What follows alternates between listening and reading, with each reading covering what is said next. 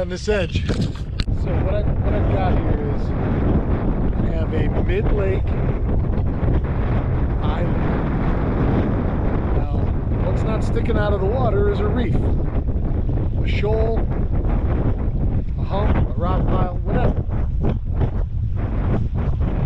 All around that, where the pin buoys are, it's bare rock up shallow, like 0 to 5, and then it's weeds from 5 to 12 to 13. Oh, I missed them right there. I'm out deep right now. That was 18.5 feet, but I'm drifted in. The island's right there.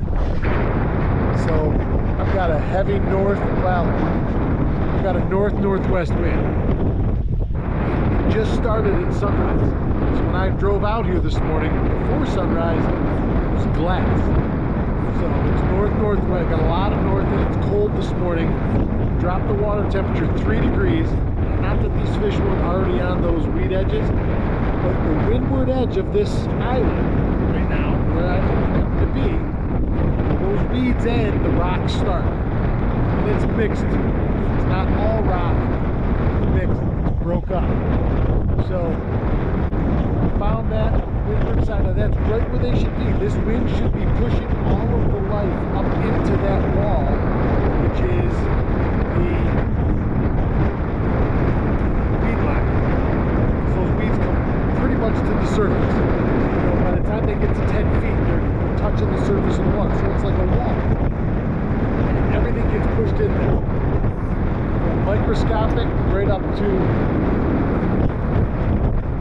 perch, walleyes, bass. It's alive right now. When I got that last 50 feet, now if I had a trolling motor, I could spot lock myself and then bump all the way around the island, just upwind of it, and cast right to anything I wanted to. You know, and then that would be game on. Because now, and I've even thought, and I may do it this pass, is nose back around and anchor. And hold myself right there with a physical anchor and fan cast anything I wanted. You know, you could throw. I'd probably be throwing something with a crawfish trailer on, with paddles. You know, you could do anything you wanted in there. You could Ned rig. You could Scooby-Doo rig. You could do whatever. You know. As soon as I got in that zone, because I'm drifting towards it, man, I missed one, and it was. That shallow water bite is so different than a walleye in even 20 foot of water, or a bass or whatever. That real shallow bite, so that was an attack bite. You know, you drop a blade, or you drop a jig and wrap, or whatever, a jig and a bucktail and a worm, you know, soft plastic on a jig, boom, you bounce it and you're bouncing it back to you like this. And sure, they come over and they kill it, whatever, and I just think that they've seen it for such a long ways away. I just think it's shallow water, everything happens quicker, and those fish are in shallow water for one reason only. Those walleyes, the predators, and they're in there to predate little stuff. I don't know what this is, but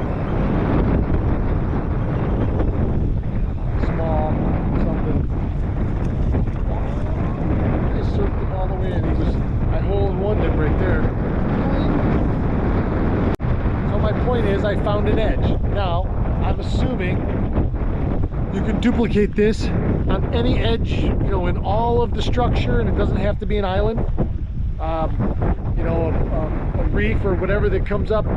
If it's coming from, you know, 25, 28, 30, up to 6 or 7, that's still a wall. That's still going to create, because you're going to have a different ecosystem on top than on bottom, and everything's going to get pushed up there, and those fish are there to hunt, and that's exactly what they were doing in there. And like I say, if you could have stayed right in that zone, I think it would have been a field day, because my guess is those schools are patrolling, you know, and actively, not even patrolling, they're on kill missions out there. they're tooling around, and it's boom, you know, and it felt like there was multiple fish. It was very frantic, as opposed to a deeper water bite can be more, oh, there he is, you know. This was very, and everything, because he's right there now, you know, and there's no place for him to go. It's pretty cool. How many people remember the A-Team? The A-Team when we were when I was a kid, sorry. In the 80s, with Mr. T and all those guys, man, and Hannibal Smith, Colonel Smith. He always used to say, I love it when a plan comes together. He'd be smoking that big cigar. Well, I love it when a plan comes together. Fishing is theoretical, and this is our theoretical application, or application of theory. And when you apply a theory and you've thought it through, you go to a spot, look at a specific thing, do certain things because you have this, and this lined up as your plan, and then it works out that the biology of it all and the fish are actually there, right where you thought they were going to be and right where they're supposed to be. And then they connect, and you're like, right on, everything comes together. That's what fishing's for. And I don't care, this morning it's 47 degrees. It's the first cold morning of the year, season now. My hands are cold. I've got more gear underneath, and I'm wearing my outers, not because it's going to rain, but for a wind break, because it's cold. I got my Carhartt insulated jacket on, or insulated hoodie, and I got a hat on. Yeah, I'm kind of a sissy, but why would I be cold when I can be warm and comfortable? And it's going to warm up quick today, but it's chilly this morning. Another one. They're perch, but that's okay. If they're here, their friends are here. If they're here, oh, this is so cool. See that right there? He's got something else in him.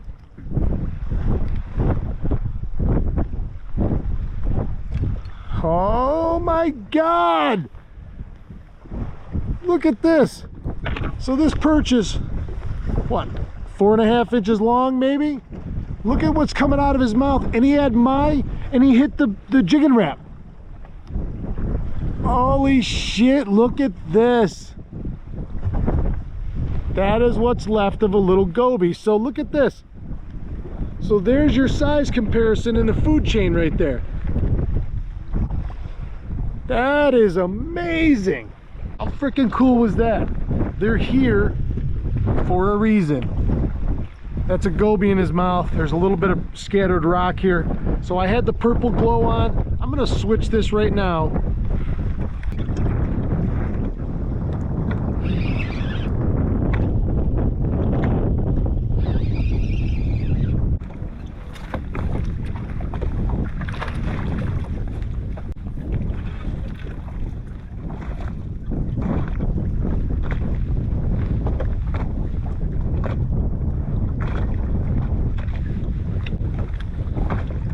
They are not monsters, but they are in here.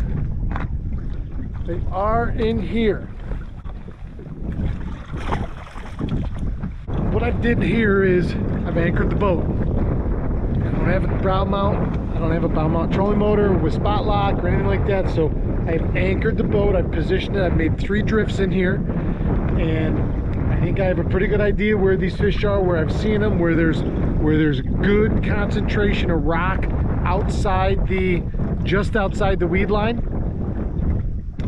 I've got it pretty pinpointed, and there is still a few little scattered weeds out here. So far, the only thing I've been bit on has been a jig and wrap style bait. This is a moonshine.